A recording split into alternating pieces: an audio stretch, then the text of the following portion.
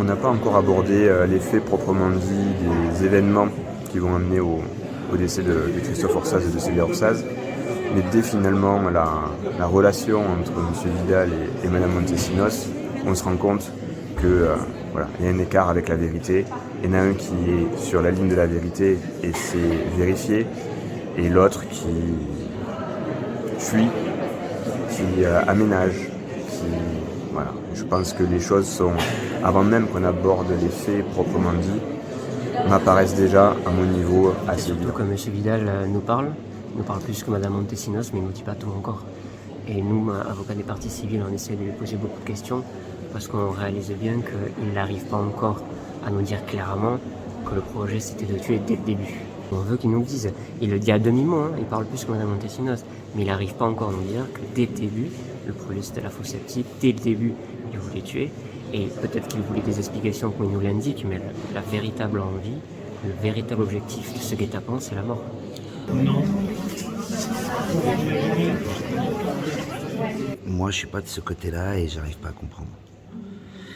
Donc, oui, dans le terme, je dirais que c'est une folle. Une déconnectée de la réalité. C'est elle qui est venue le chercher. Alors, si je résume un peu vite fait depuis une semaine, c'est qu'en fait, elle est plus intelligente que la moyenne. Vidal, c'est un mystère aussi. C'est hyper mystérieux, lui. Elle, elle est folle, mais réfléchie. Ça veut dire qu'elle est consciente de ce qu'elle a fait. C'est calculé, c'est prémédité.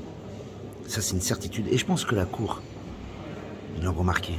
C'est très éprouvant, faut pas se cacher. Et on n'a pas cherché à imaginer parce que c'est atroce, mais c'est encore plus atroce que ce qu'on pouvait imaginer ou avoir lu ou avoir entendu. Que lui dit ce qu'il a à dire avec ses mots et sa version à lui. Donc voilà, il a dit peut-être ce qu'on attendait d'attendre avec peut-être des versions à sa façon. Et puis elle, on n'écoute plus en fait. Il n'y a pas grand-chose à en attendre, il n'y a pas grand-chose à écouter de ce qu'elle dit. On sait pas, elle ne dit pas grand-chose, on ne sait pas ce qui est vrai, on ne sait pas ce qui n'est pas vrai. Tout le monde ment. Pas grand-chose, j'en pense pas grand-chose.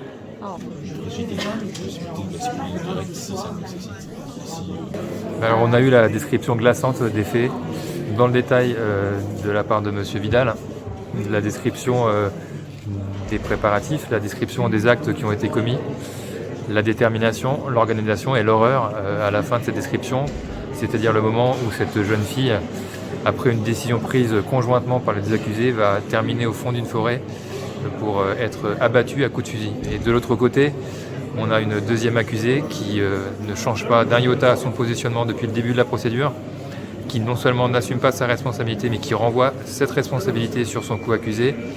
C'est peut-être la chose la plus choquante pour les parties civiles que je représente.